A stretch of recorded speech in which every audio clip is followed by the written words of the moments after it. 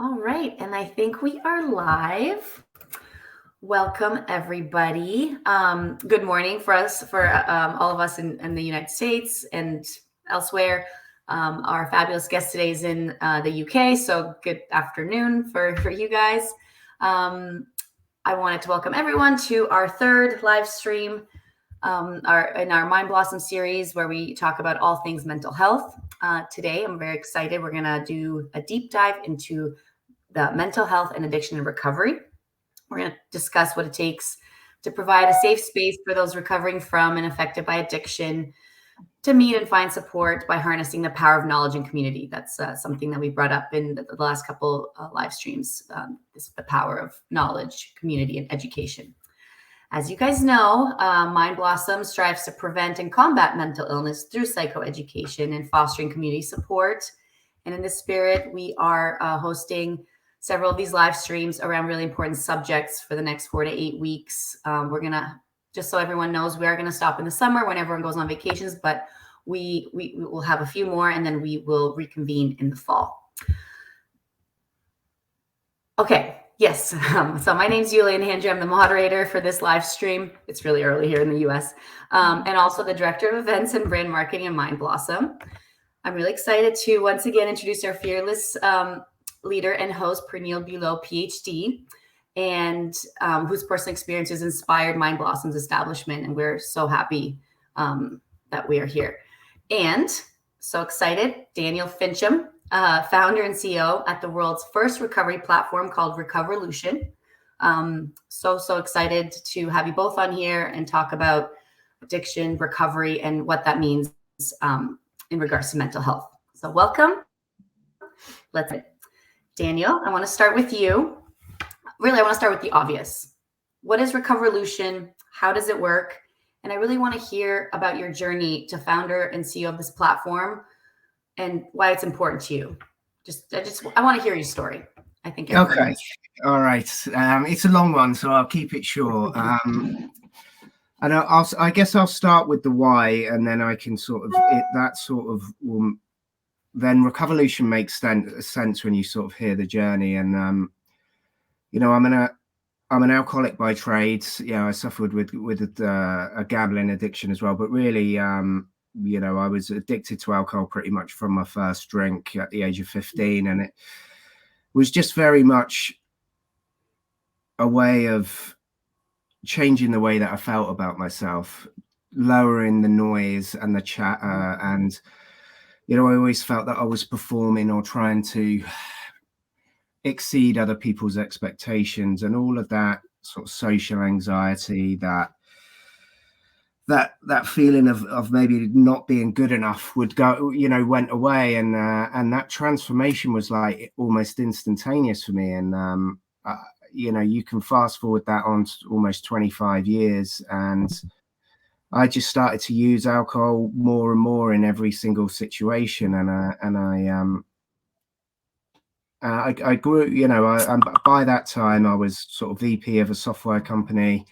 Mm-hmm. I had a loving wife and 3 lovely children. We just sort of built a house, and so on the outside, I think people would sort of look at me as if to say that I'd made it or that I have everything, but inside I was broken. I was physically and emotionally dependent on alcohol, to the point where I'd be shaking when I woke up, my stomach lining would come up, I'd need at least a bottle of wine in me just to be able to get the kids to school. And it was just literally, I mean, it's amazing that I managed to keep it up. I was still working at the time, and by the time I got to a rehab, I guess I didn't. The only thing I knew about recovery was addiction. I'd never heard of recovery. And I got myself to a rehab by being signed off with anxiety and depression, which was, which I think, is quite chicken and egg. And I think that's why, we have so much synergy across the 2 organizations. But, rehab's not a magic wand. And I think I thought by spending money, I was getting a magic wand, and I came out and I tried to go back and do exactly the same things I was doing without the one thing that was keeping me going. And I couldn't do it. and I didn't go out and join any recovery communities. I didn't really admit to myself that I was I suffered. I didn't really take stock of just how severe an illness that it is. And 4 months later, I had to leave my job. My family leaves. I was hospitalized a few times. End up in prison trying to take my own life, and it was the most horrendous experience. Like, I always felt I was moving towards a bitter end, but not in my worst nightmare did I think these things were going to happen. But actually, I believe that everything, it's just one, like, your experience is just one stream, and this sort of needed to happen. And really, it was only in prison that I had nothing left to lose. I had nothing left to fear. All the masks, all the, everything had fallen away. I was raw. And if that didn't kill me, then nothing else would. And I thought,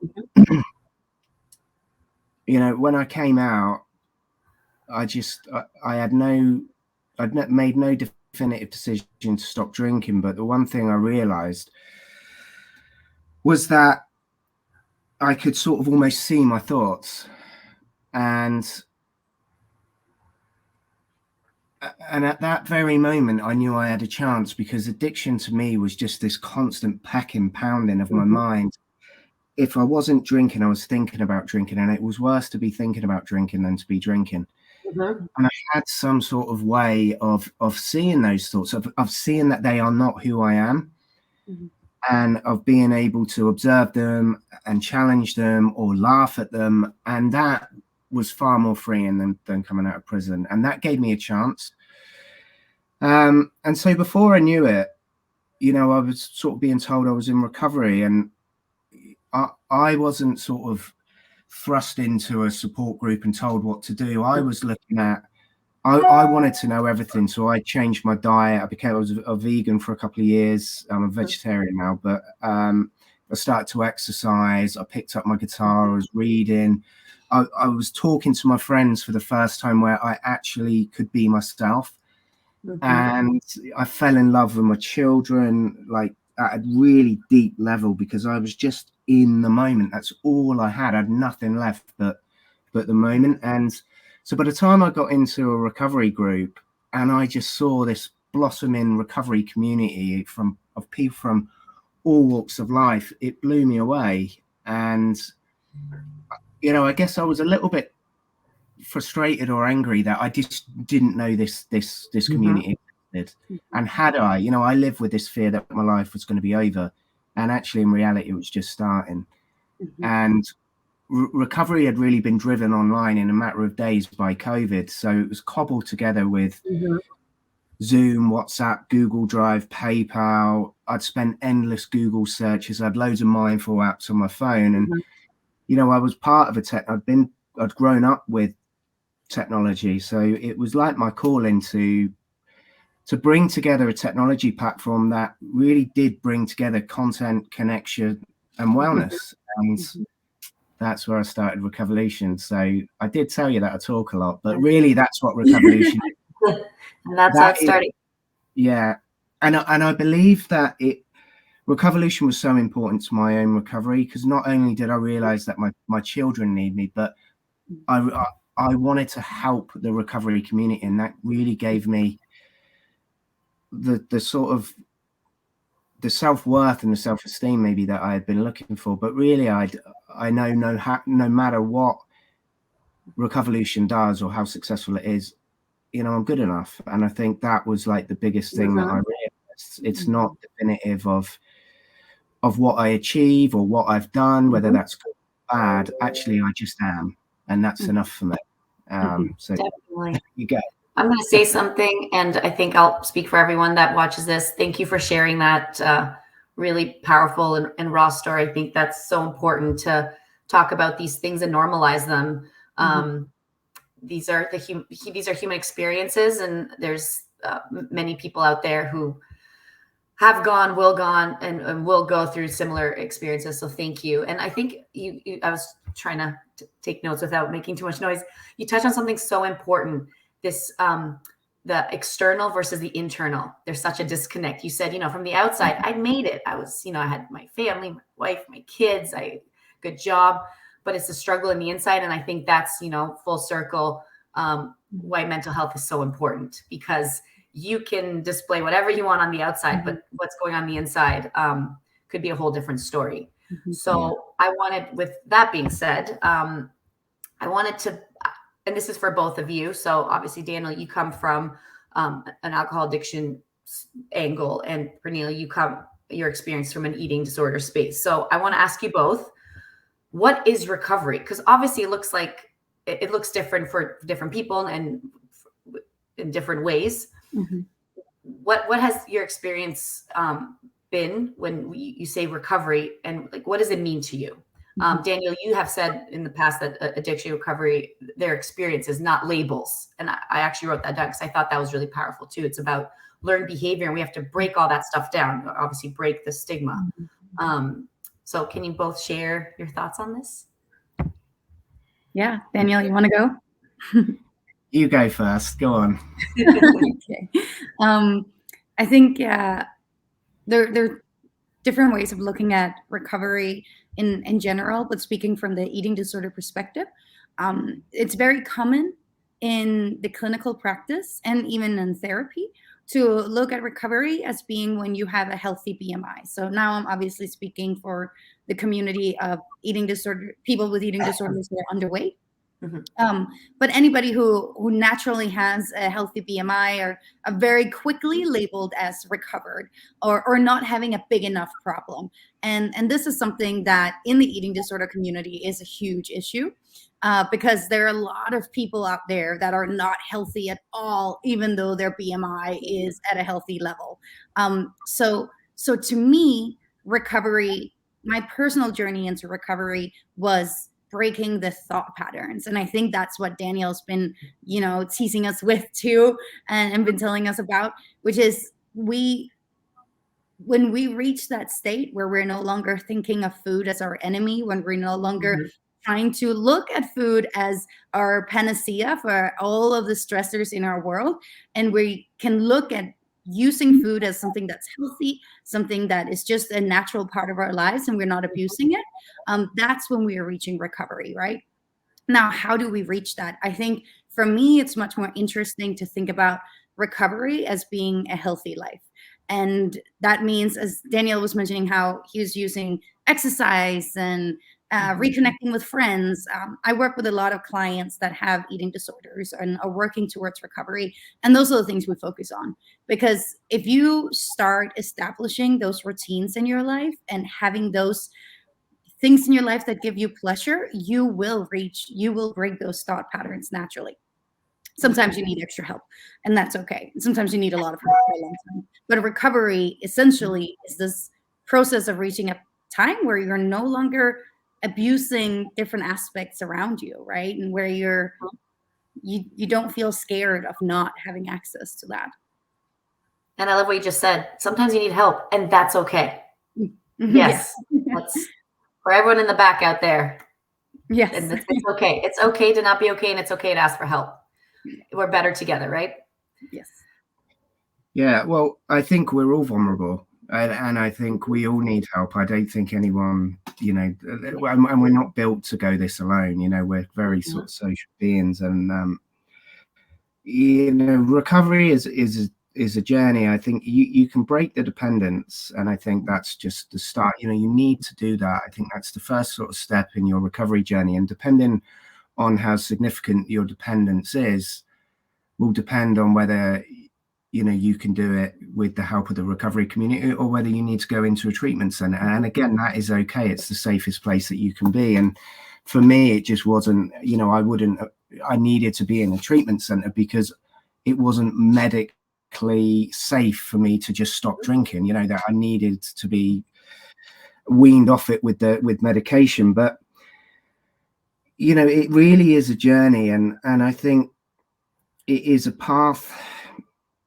It's a path back to self in a way. How do you get recovery? there's a good saying, if you surround yourself with 5 millionaires, you'll be the sixth. And I think if you surround yourself with the right people in recovery, you'll get recovery.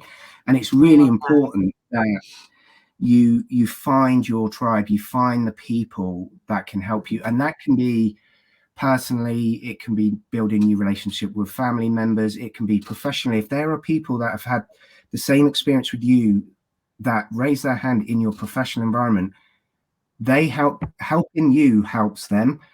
It can be in the recovery network. You'll pick up so many new friends and relationships. That it's all about surrounding yourself with the people that you love and that can help you and that you can grow with. And also, and just being true to yourself, finding that re-engaging with the things that make you feel mentally well, spiritually well, physically well, and bring just you joy. And joy, yeah, joy is actual joy. Yeah. Joy is one of the only natural things that we can feel is joy and love. And for me, they came a lot later. I had to peel the onion back a lot to get to that, that distance between my head and my heart. It is very, very, it was a tough journey, but yeah, it's so unique to the individual. But what is universal is that recovery is possible for anyone. But there's no wand, and I couldn't tell an individual exactly how to get well, but I could give them my experience, and I could give and if you get enough people's experience and you get enough support, you'll get it. You got to want it. Of course, and the power of community. And I think that was so. I spent quite a lot of time on your website when you decided to join us on our live stream, and the synergies between the two were pretty incredible. As you know, Mind Blossom's mission is to combat mental illness through psychoeducation community. Recoverlution's mission is to create a safe space in recovery through knowledge and community. So you see a lot of these same words, and there's a lot of overlap here, which is truly amazing. So I have a question again for you both. How do you both envision the future in terms of these incredible communities working together to create an even bigger impact, to create an even bigger community of support and of knowledge sharing? Because it's something you touched on earlier. You were really upset, and I think this is a common experience for a lot of people, how you didn't realize how much knowledge was out there or weren't sure how to get it. And it becomes, this rigmarole of where to go. And when you're in that kind of very fragile state, you just want the information, you just want to get better. So yeah, what do you guys envision about creating like just an even bigger community impact with especially two companies that have such synergies? How do we get there? Yeah. I want to reiterate what Daniel said about the community. I think that is key. There's so much more, education, knowing where resources are and all that. But if people have community and they actually, and I'm talking about a supportive, healthy community, right? Not passive aggressive. We don't talk about mental health. It looks good on the outside, it stinks on the inside type of community, right? Like that's not that. We don't want that. Is not what I'm talking about. I'm talking about community where it's supportive. It's where you can go and you can have tears in your eyes, and you know that those tears are going to be accepted, and potentially they're going to go away by the time that you are done talking with some person.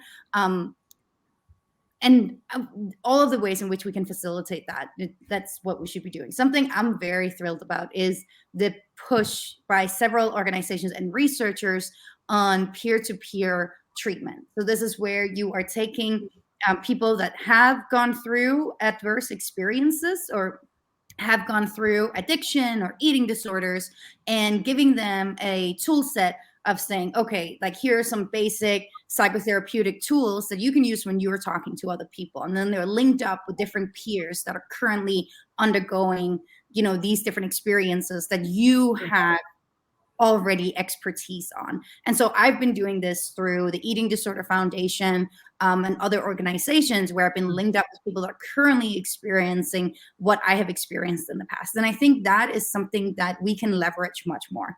And I also think that in terms of talking about how organizations can work together, I always want to work together, but I also think that no single organization is probably going to save the world.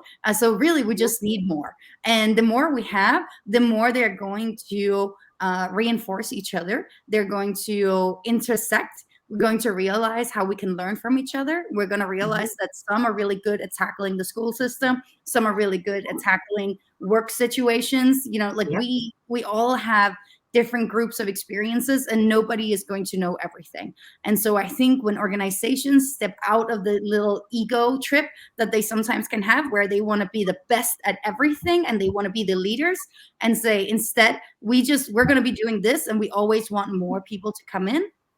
And we all have the different strengths and weaknesses. That's when we're going to make a real impact. Yeah, agreed.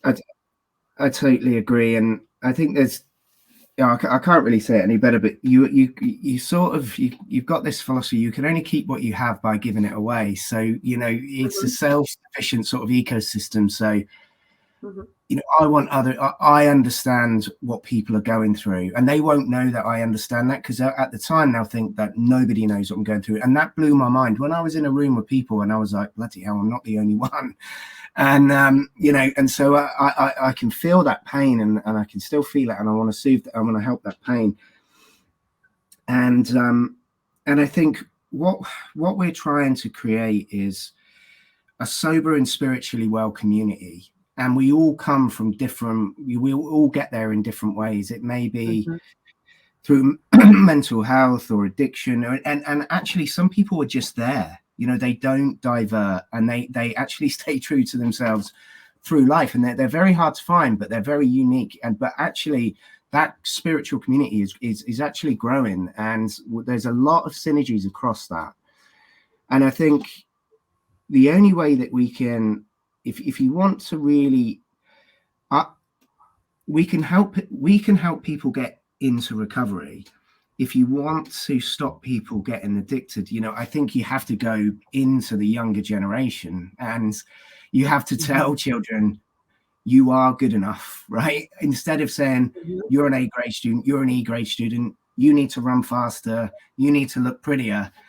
Like the way that we treat people as they grow up. And obviously with this, with the growth of like social platforms, we have to build this rock hard exterior and this, this interior that nobody knows what's going on. So I think,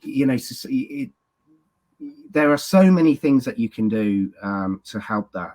But, I feel for people growing up, because I had a really loving family, and I was, pretty academic, and yet so for me it's harder to really define those root causes.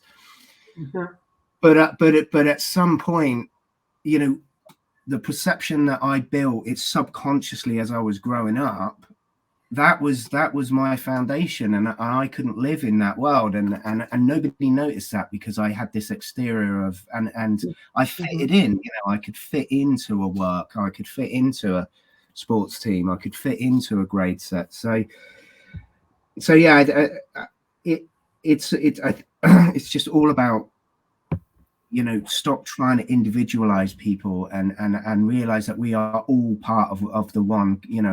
We're all one, and we're all vulnerable. And I think that there's a really good platform called Peanut, who it's for like maternal and women, I think, and women that go through like the menopause. And it's because like women, I obviously have been on it, but it like what they're doing is community driven, because people don't want to go and tell their doctor they don't, they might have just had their first child and they want to go and meet other mothers.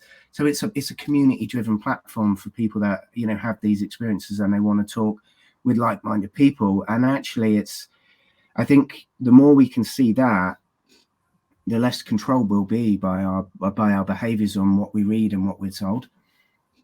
Definitely. I think I actually want to dive a little deeper into that. So I'm going to read a little quote for everyone that's actually on the Recovolution website.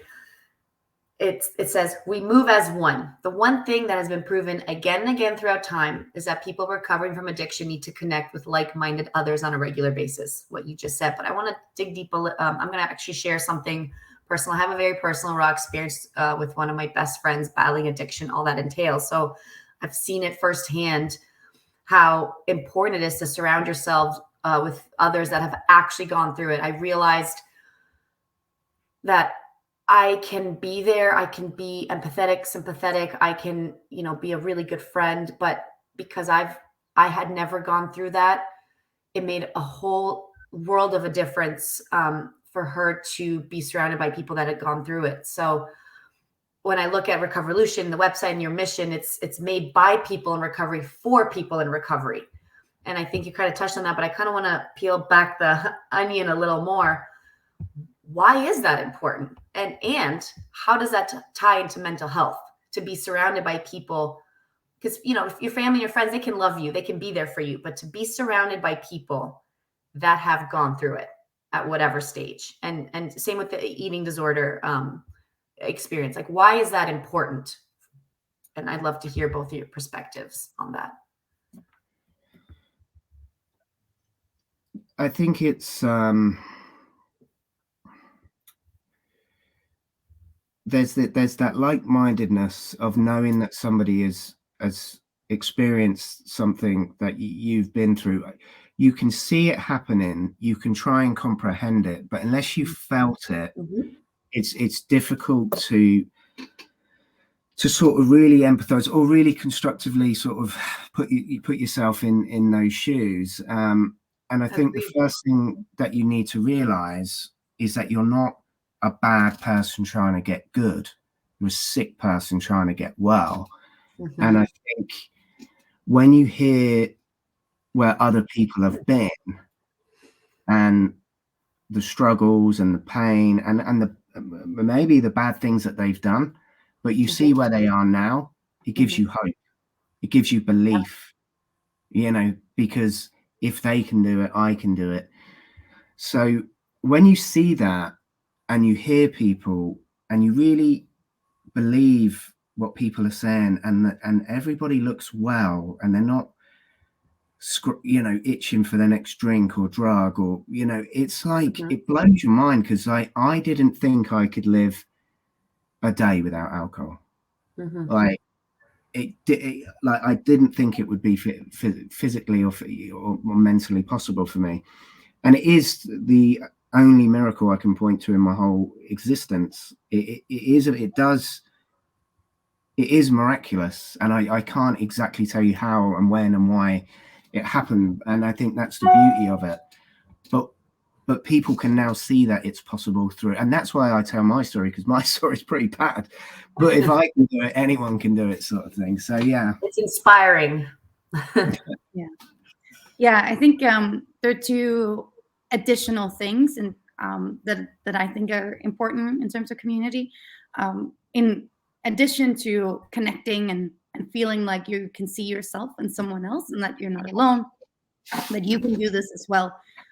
There is lots of research demonstrating that community and peer support is as important as therapy or any other types of, pharmacological treatment that you can receive.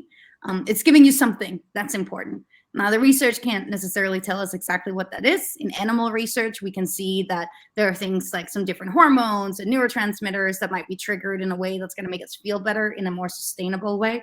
It might even restructure aspects of our brain. So there are lots of science that's really demonstrating this over and over again in humans and in animals. I think from a psychological perspective too, something that community does is the ability to role model. And so, Daniel, you already touched on that, where you're like, well, I'm seeing someone who's done this, and I believe I can do it too. And that's role modeling, right? It's where you're learning by observing. It's not where someone's telling you and saying, okay, this is XYZ, how you're supposed to do it. You're seeing someone else doing it, and you're just slowly, authentically immersing yourself with that. Something that was really important for my own recovery with eating disorders was to be around people that didn't have an eating disorder, which is stands complete contrast to how it's currently done in the system.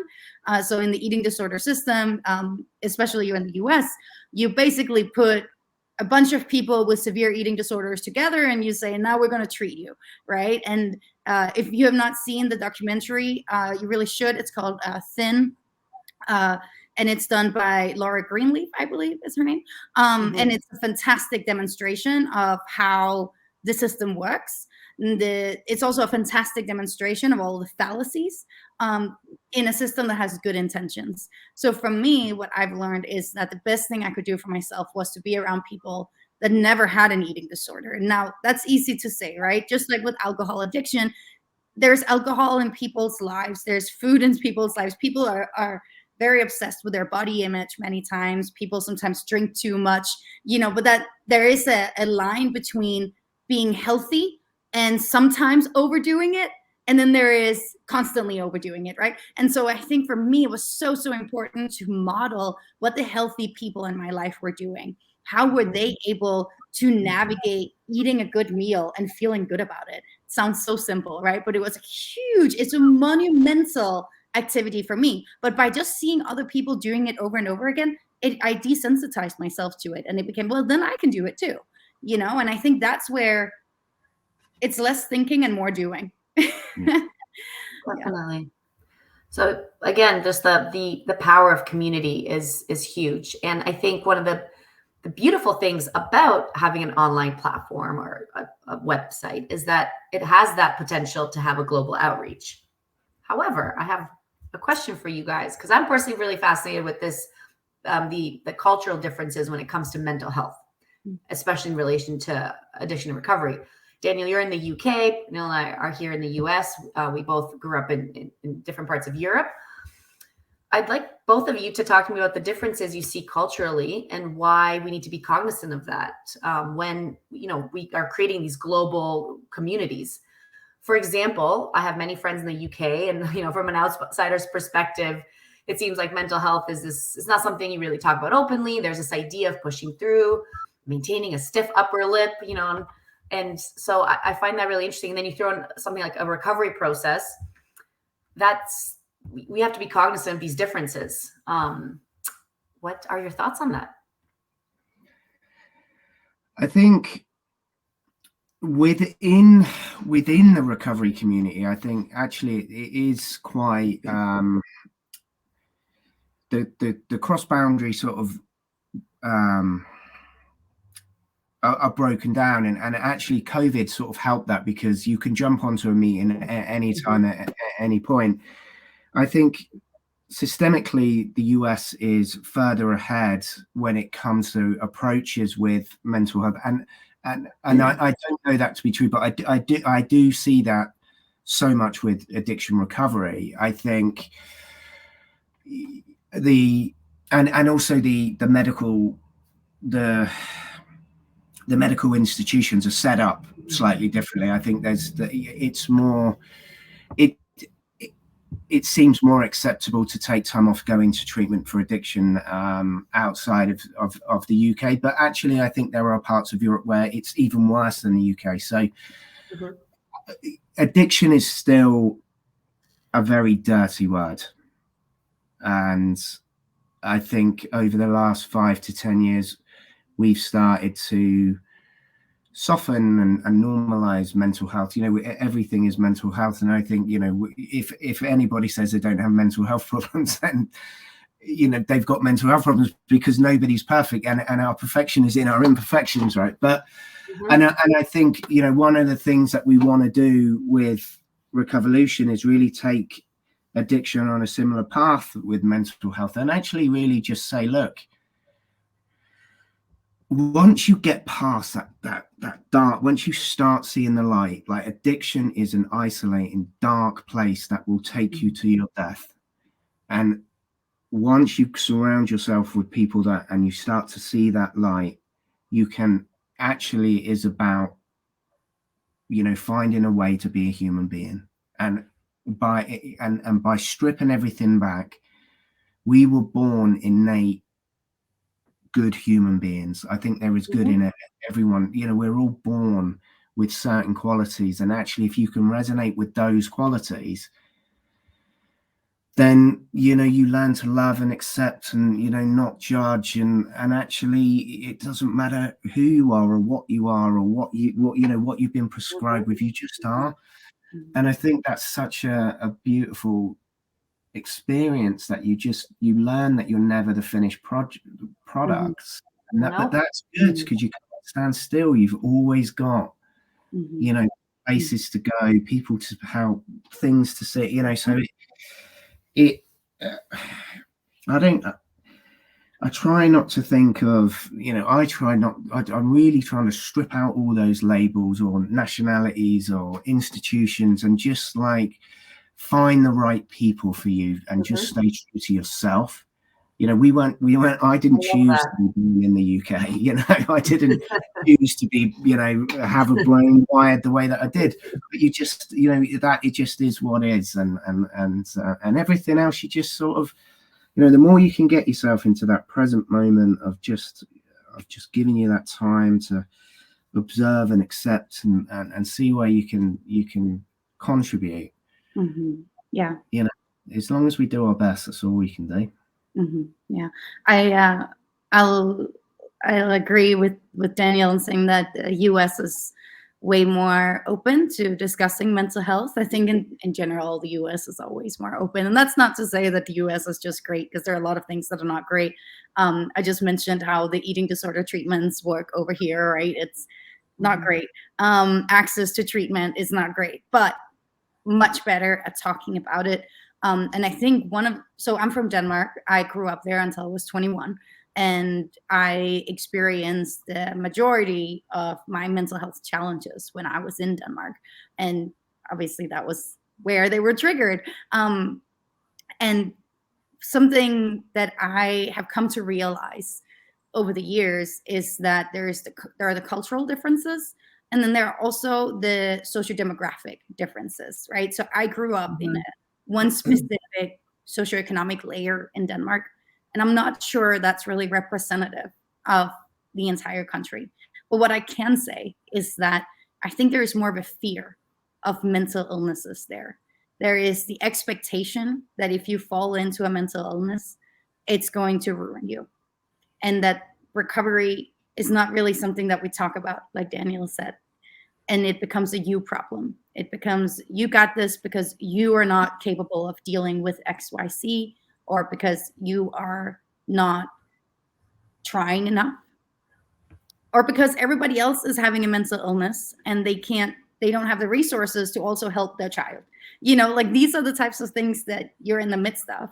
And so I think when we're talking about cultural differences, we're also talking about socioeconomic differences and sociodemographic differences. And we're talking about what are the specific mental illnesses that that family has and that community has. What are the different types of experiences they've all just come through? I think one of the silver linings of the pandemic of COVID-19 is that we all suddenly became urgently aware of how isolation and stress can really impact everybody. You know, even the people that didn't even want to realize that they had been impacted by anything before suddenly came to realize they might have been impacted, and they saw everybody else around them talking about it, right? And so what we're starting to do there is breaking down stigma, and some countries and some socioeconomic layers are just much more difficult to penetrate. And that was definitely my experience too. When I moved to the US, there was much more chattiness about mental illness. There was much less fear saying it out loud. It didn't define you as much. And yet, you know, it still does. There's still a huge amount of stigma, but it was in the better direction. That's how'd you know? I wanted to talk about stigma next. We're in tune. Well, when you're talking, I thought, you know, you're talking about the differences. Also, yeah, a big part of it is stigma. And we talk about this every live stream, because when you are looking at mental health, stigma is very much rampant, and especially in the addiction recovery space. And what you said there, that you are more than your eating disorder. You are way more than your alcohol addiction. You don't have to carry it with you. This circles back to what Daniel said a little while ago. We are literally just the moment right now. That is all we have. And I think that's really important to recognize, and to get rid of this idea that that you've been fed that you will never really get better. Even the people supporting you guys, when we chatted yesterday, even family and friends have this thought. And it comes down to, okay, I need you to believe in me because I'm more than this one thing. And another thing that it made me think, because we had a conversation yesterday when Daniel was meeting people in the recovery community, allowing people to kind of see the other side. And I think you mentioned something like the recovery community had so much of the stigma removed, right? Because it was a very supportive community, just people helping each other, but you don't necessarily get that on the outside. So then a question for you both, how do we make it happen on the outside? What do we need to do to have that be more of the norm than not? I think there needs to be a fundamental understanding of what addiction is. So if you have an addiction, say to alcohol is not the problem. It is the solution that has stopped working. That person has been using alcohol to make them feel better. Nobody chooses to be an alcoholic. And there could be many, many reasons, trauma-based, situationally based, emotionally, but they are all very, it is sad, like that somebody is having to consume that much to make them feel better. And it's a very progressional thing. So, with me, it was like a 20-year period, and only in the last couple of years was I fully dependent. So it's progressively it's something that my coping mechanism, because alcohol works, it changes the way you feel. It immediately makes you feel like you want it to feel, you want to feel. So it works, and it's designed to be addictive. It's an addictive drug. And we live in a society that, yes, you have to take your first drink, but not many 15-year-olds, even like 18-year-olds, are not going to try drinking, because of the way that everything we do, particularly in the UK, is centered around alcohol. Imagine going to a nightclub, a wedding, without alcohol. It's just something you see your parents, all of your family events and things are driven holidays, around traditions. Yeah. And so what you need to realize is that person that has an addiction, as it fundamentally is been hurting a lot. And that's where you need to have compassion and understanding of it. Some people use alcohol just to socialize and can put it down and don't think about it the next day because they're in a good mental state, they're in a good space. Great. But those that don't, that's just what makes them feel better. And so that I think it needs to be better understood as to what it is. And I think with other addictions, particularly like drugs, is very difficult because it's illegal, and yet we live in a society where cocaine is probably the most recreational. It's almost like going to the pub and things these days. But it's so rife, and I realized that when I was working in London, it's incredibly accessible and used. And yet you talk of a cocaine addiction, it's very difficult because I could maybe go to my employer and say I've got an alcohol addiction. There is no way I could go and say I had a cocaine addiction. Yeah. And so you've got this, so you've got this broader spectrum. And I think what we just need to look at is, are we using things that we don't want to be using that are not good for us to change the way we feel because we fundamentally don't feel right? And if yes, having the channels and ways to raise our hands and know that we will be helped and not judged. And I think that is it's achievable, but it's going to take some time. And to feel empowered to do that, we have to change the narrative. Yeah, because people need to feel empowered. Because one of the things with addiction addicts, they feel worthless. You hear that a lot. You're not worthless, but we have to change the narrative in society and globally. Sorry, Mm. Pernille, go ahead. Yeah, no, and you have to establish that early. I think one of the challenges is when people are in denial and they don't want treatment, Yeah. right? They think either that everything is fine, that they don't have a problem, or they think their problem is something they want to continue, right? And so how do you ethically manage that? I feel like we could have a separate conversation on it. But everything you're saying about addiction is very relevant to eating disorders and many other mental illnesses too. It's not a choice. When you have a rampant addiction or eating disorder or any other type of mental illness like depression or anxiety or OCD or bipolar, like it's just not something you sign up for.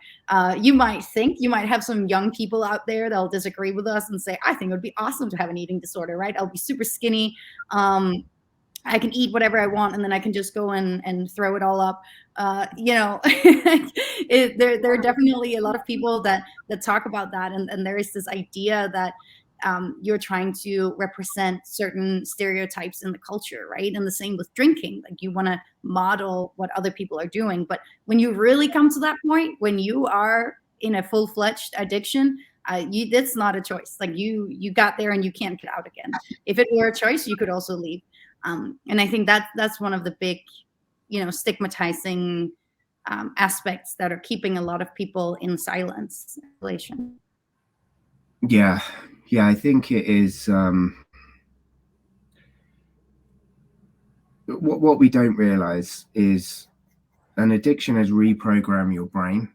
So, and it's like taken over your frontal cortex, and it's moved its way through, and like in your brain. So basically, I had prioritized alcohol second to breathing. It was like the one. It was like if its priorities, it's so high that it thought I was going to die if I didn't drink, and that's why you get the yes. Like shaking and things like that. And it was just insane, and it does take time to rewire your brain, and actually, you'll have learned behaviors, and nobody knows, wants to be dependent on any substance or feel chained to behaviors that they know are making them unwell or might be fatal. But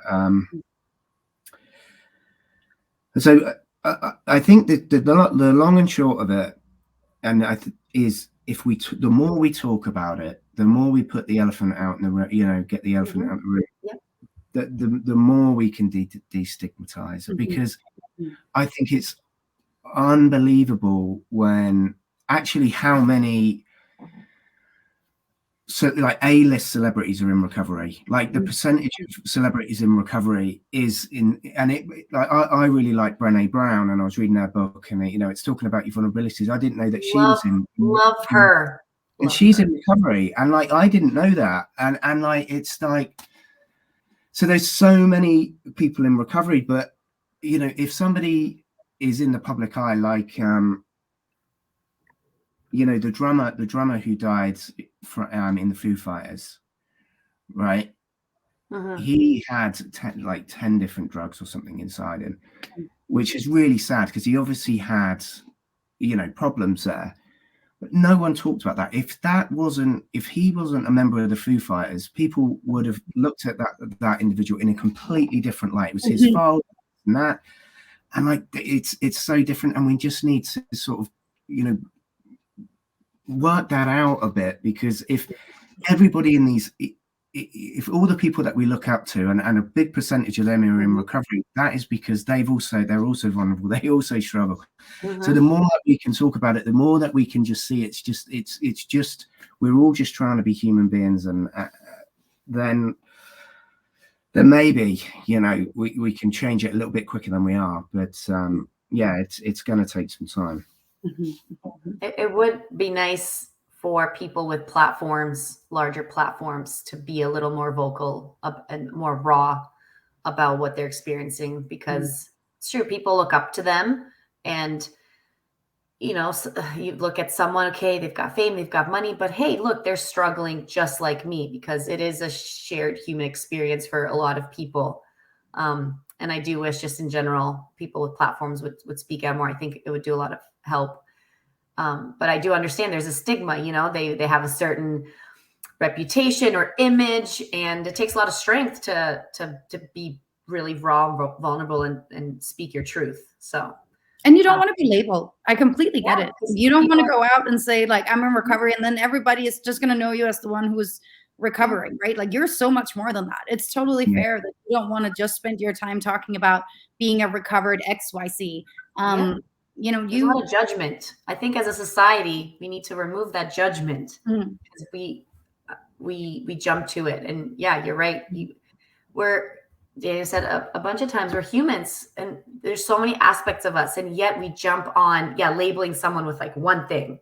So out of all the things I am, you're going to focus on this one thing. It's incredibly unfair. And I think part of breaking down the stigma, breaking down the barriers, continuing education, and talking about, even like we are in like our small platform, is really important, because then people can see, okay, I can talk about this. It's okay to talk about this. Guys, we have a few minutes left, but I did want to change the angle a little bit and just talk about one more thing that I found really interesting on the Recoverlution website.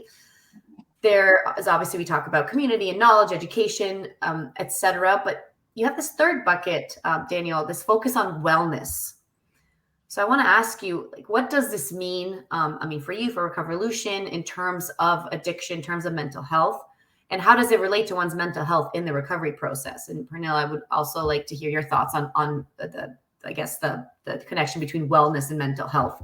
And this to say, wellness could be a variety of different things, and not everything works for everyone. I think wellness is just something, something maybe that keeps you well. What I think there are lots and lots of things that we can do. Like, it blew me away that in the rehabilitation center I went, they never looked at my diet, or like there wasn't even the gym. They only looked at the mind aspect, and yet it's either 30 or 70% of the serotonin that you create is in your gut, and actually, so what you put into your body, and people that suffer with addiction are depleted of serotonin, and really struggle with dopamine. So it's ways to find. And what I really connected with in my early recovery was music.